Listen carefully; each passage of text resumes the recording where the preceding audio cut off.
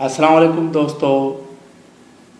पंज सिलसिले जे बे लेक्चर में अवां सां गॾाए सदाम हुसैन बीठो।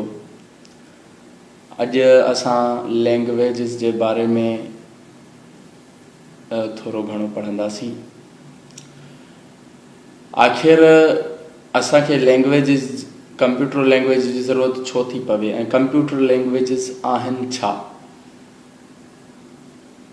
मां तव्हांखे पहिरें लेक्चर में ॿुधायो हो त कंप्यूटर खे इंस्ट्रक्शन जेके हिदायतूं असां ॾींदा आहियूं हो उन्हनि ते प्रोसेस कंदो आहे, अमल कंदो आहे।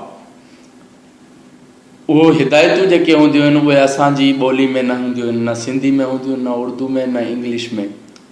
उहे कंप्यूटर जी पंहिंजी ॿोली में हूंदियूं आहिनि ऐं उन्ही ॿोली खे ई प्रोग्रामिंग लैंग्वेजिस चयो वेंदो आहे। हिकु प्रोग्रामिंग लैंग्वेज में हर हिकु चीज़ जे लाइ अलॻि अलॻि इंस्ट्रक्शन हूंदी आहे, यानी कि हिदायतूं हूंदियूं आहिनि। कंप्यूटर सिर्फ़ु ऐं सिर्फ़ु लैंग्वेजिस पंहिंजी सम्झंदो आहे, पंहिंजी ॿोली सम्झंदो आहे। ऐं असांखे जेका डिस्प्ले थींदी आहे, जेका स्क्रीन ते ज़ाहिर थींदी आहे, उहा बि कंप्यूटर डिकोड कंदो आहे, पंहिंजी लैंग्वेज में हूंदी आहे।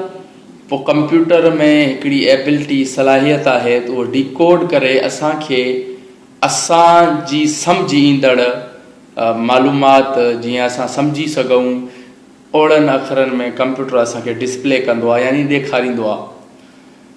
ॿोली जो कंप्यूटर प्रोग्रामिंग लैंग्वेज जो हिन में वॾो किरदारु आहे। अगरि प्रोग्रामिंग लैंग्वेज खां बग़ैर असां कंप्यूटर खे हिकु हिसाब जे बारे में सम्झायूं, सिर्फ़ु सवाल कंप्यूटर सां कयूं त असांखे खोड़ सारा ॾींहं लॻी वेंदा।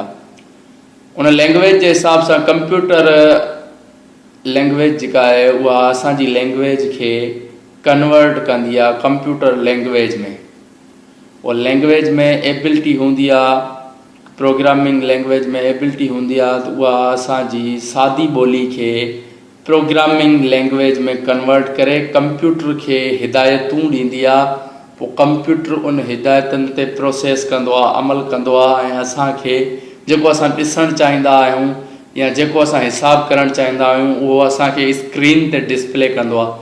उन पूरे अमल प्रोसेस में सभ खां वधीक किरदारु ॿोली जो आहे, प्रोग्रामिंग लैंग्वेज जो आहे। लैंग्वेज ईअं सम्झो जीअं अगरि असांखे ॿोली न हुजे त असां गूंगा आहियूं।